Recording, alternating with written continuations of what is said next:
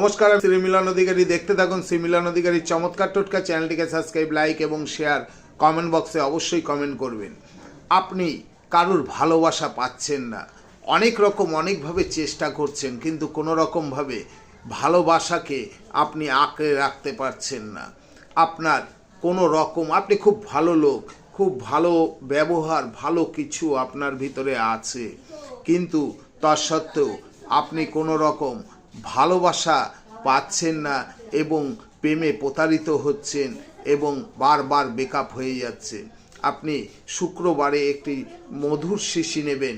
সেই মধুর শিশির মধ্যে আপনি কি করবেন, ছোট্ট একটি কাগজে লাল কালি দিয়ে আপনার নাম লিখুন। লিখে আপনি কি করবেন, ওর মধ্যে ভরে মুখটিকে ভালোভাবে আটকে আপনি আপনার ঘরে রেখে দিন উত্তর দিকে। দেখবেন তারপর থেকে যার কাছে যাবেন